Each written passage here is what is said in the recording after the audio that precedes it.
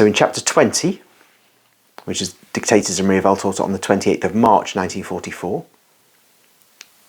she begins, which is titled From Jerusalem to Zachariah's House. We are in Jerusalem. I know the town very well now, with its streets and gates. The first thing Mary and Joseph do is to go to the temple. I recognise the stable where Joseph left his donkey on the day of Jesus' presentation in the temple. Also now, he leaves the 2 donkeys there after feeding them. And then he goes with Mary to worship the Lord. I best pause here because it might cause some confusion. We know that the Blessed Mary has just recently conceived. So what is Maria Valtorta saying? I recognise this place from the day of Jesus' presentation in the temple. Well, it's important to know that Maria Valtorta receives these visions sometimes in order, but often out of order. So she's received the vision of the presentation of Jesus in the temple prior to this vision of them on the stage going from Jerusalem to Zachariah's house.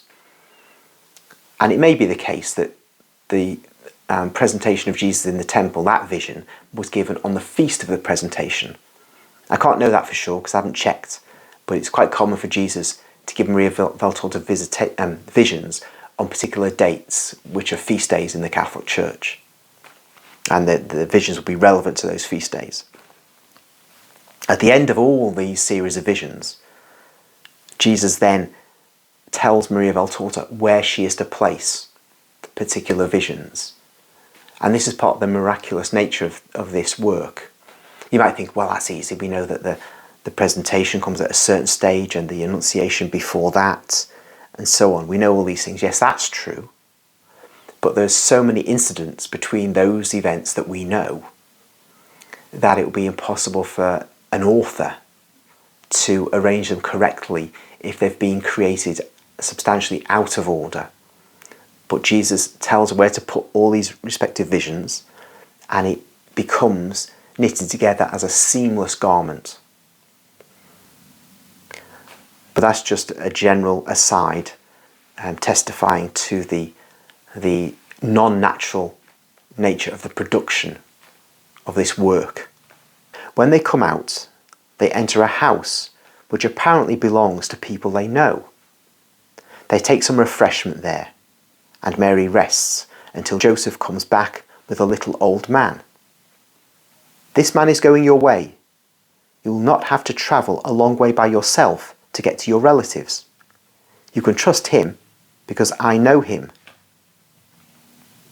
And just to stop there, so we know there that Joseph is not going to proceed the entire way to St. Elizabeth's house with the Blessed Virgin. They get on their donkeys again, and Joseph goes with Mary as far as the gate. It is not the one they entered, but a different one. And they part there. Mary proceeds with the little old man, who is as talkative as Joseph was silent, and takes an interest in many things. Mary answers him patiently. In front of the saddle, she has now the little trunk which Joseph's donkey had carried earlier, and she is no longer wearing the large mantle. Neither has she on the shawl, which is folded on the trunk, and she is really beautiful in her dark blue dress and white veil that protects her from the sun. How beautiful she is. The old man must be somewhat deaf, because Mary, who is wont to speak in a very low voice, had to speak loudly to make herself heard.